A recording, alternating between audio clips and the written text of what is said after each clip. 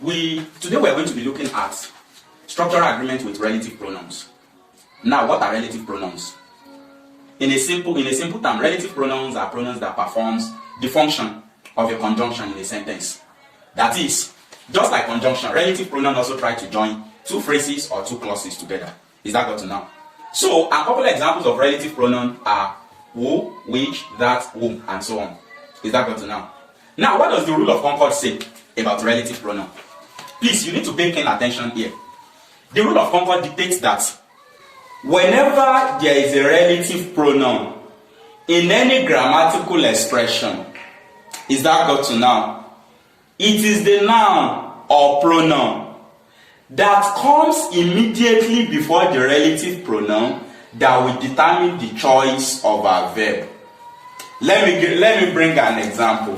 Now let us analyze this. Look at what the question says. One of the girls who thus impregnated thus died. Your first business whenever you cite this type of question is that you are going to search for the relative pronoun. Where is the relative pronoun here? The relative pronoun is who. Is that got to now? Now, what comes immediately before who? A plural noun. You know girl is a noun, but it is in plural form. So it means the noun that precedes the relative pronoun is in plural form. And what does the rule say? The rule says whenever we have a relative pronoun in any sentence, to know what type of verb that will go with that relative pronoun, we should check the type of noun before the relative pronoun. I hope that is gotten. Now, what is the class of this noun now? It is, this noun is what? Is a plural noun, right? Meaning that since we have a plural noun before the relative pronoun, we must also automatically have a plural verb. Is that got to now? Okay, now, the first phase now, we know where to fill that with a plural verb, right? Good. Was will not be the answer. Was will not be the answer. We also have where. You know was is singular, past. Where is what? Plural, past. Why are we choosing past tense verb? The action has already gone in the past.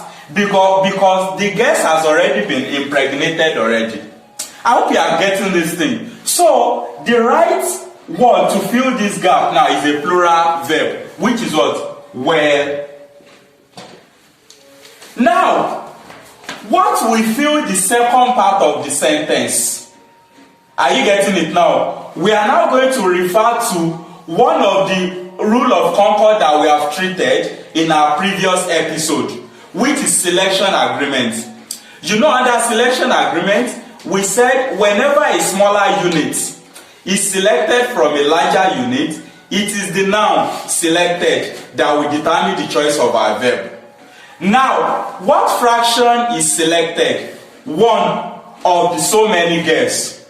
Since one is selected, that means the second gap will attract what? A singular verb. Is that got to now? So the right answer here is as.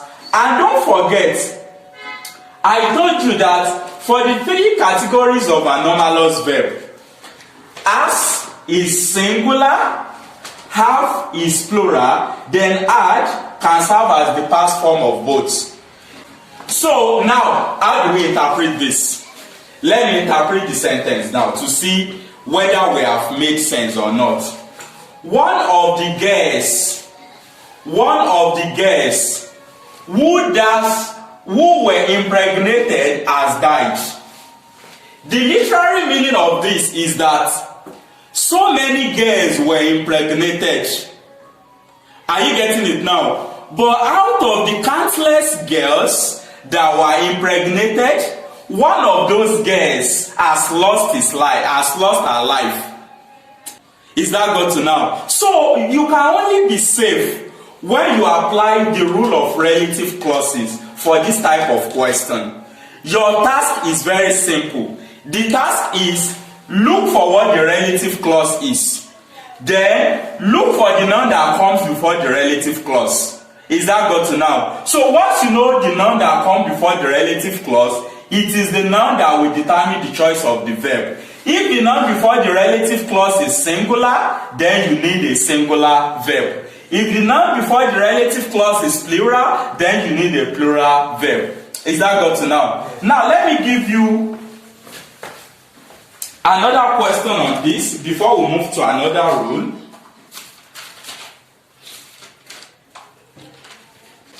Now let us try to analyze this. Ahmed is one of the boy.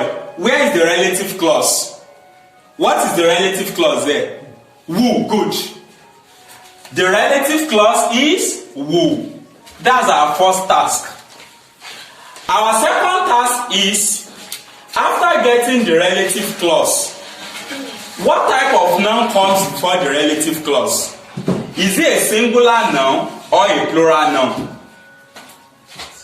Boys, that is plural noun, right? So we have plural noun before the relative clause. Is that good to now? So meaning that we are expected to fill this gap with a plural verb. From the list of options provided now, does is singular, do is plural.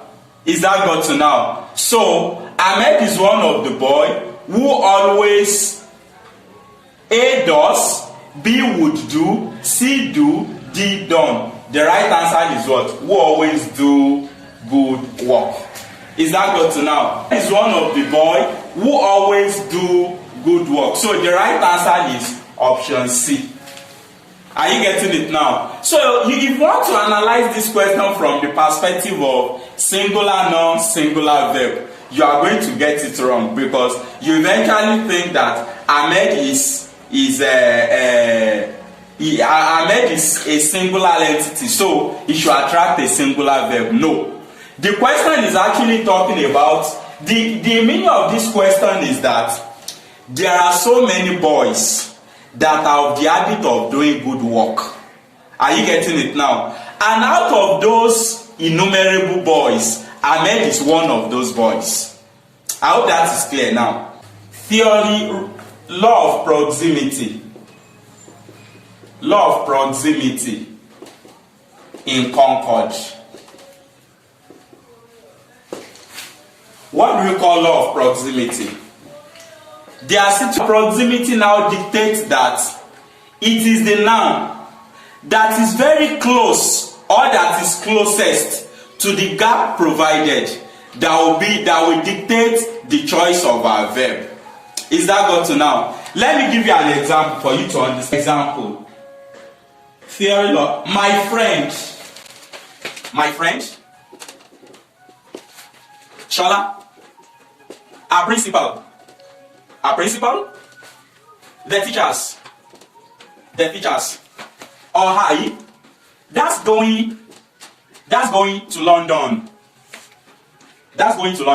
Option A is now is, option B her, option C her, then option D. Okay, that's where. Option D where.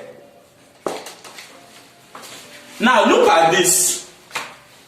My friend can serve as the subject and it is singular. Shola can serve as the subject and it is also in singular form. Our principal can serve as the subject and it is also in singular form. The teachers can serve as the subject and it is in plural form, because we have teachers in plural form. So, or hi. You know, whenever you cite this, you might be thinking a lot in your brain that what will actually be the right subject? Are you getting it now? The law of proximity now dictates that the noun or pronoun that is closest to the gap provided will dictate the choice of the verb. Now, my friend, this is noun, or I. I is the pronoun. Which one is very close to the gap provided? Pronoun I. Are you getting it now? So first person pronoun I is the closest to the gap. Meaning that to apply this type of rule, we are going to ignore all other subjects. And we are now going to address pronoun I.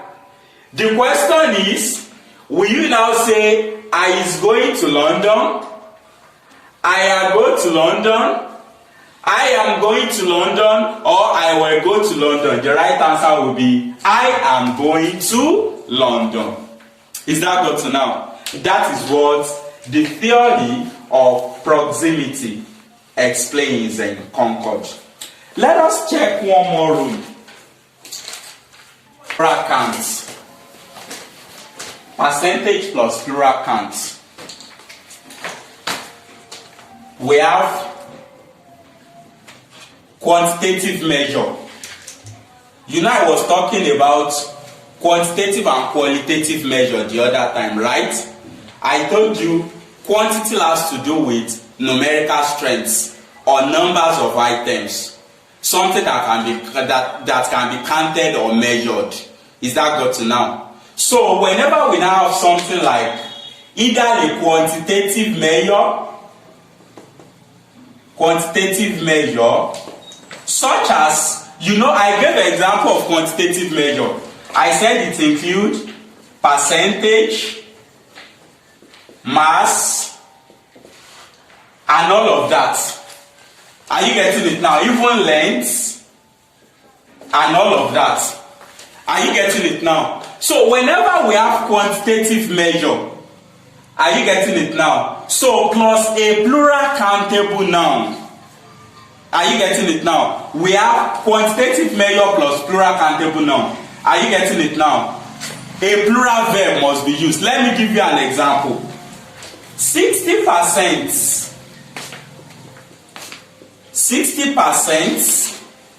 of my students,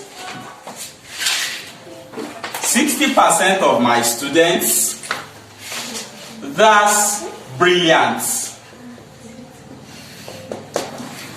Are we going for is or we are going with are? Now, where does the quantitative measure comes to play? I have 60%. That's the quantitative measure. Where is the plural count? Plural countable noun. Student is countable noun. You cannot compare it with sand. And it is in plural form, right? So when you have a quantitative measure plus a plural countable noun, the rule says a plural verb must be used. Is that got to now? That is what the rule dictates. 60% of my students, is brilliant or are brilliant? The right answer will be are brilliant. Is that got to now? So how do we know that? How do we know that the right answer will be are? Let's say I have 10 students in total. Is that got to now? Mathematically, 60% of 10 will be 60 over 100 multiplied by 10. Is that got to now? So 60 over 100 will be 0.6 times 10. And that gives us what? 6 students. You can see that 6 is still in plural form. Is that got to now? So in that regard, 60%, a certain percentage of a plural countable noun is we more likely give us a plural noun. Is that got to now? That is why the rules ask us to use a plural verb. Is that got to now? So can you now try to practice this question? My question.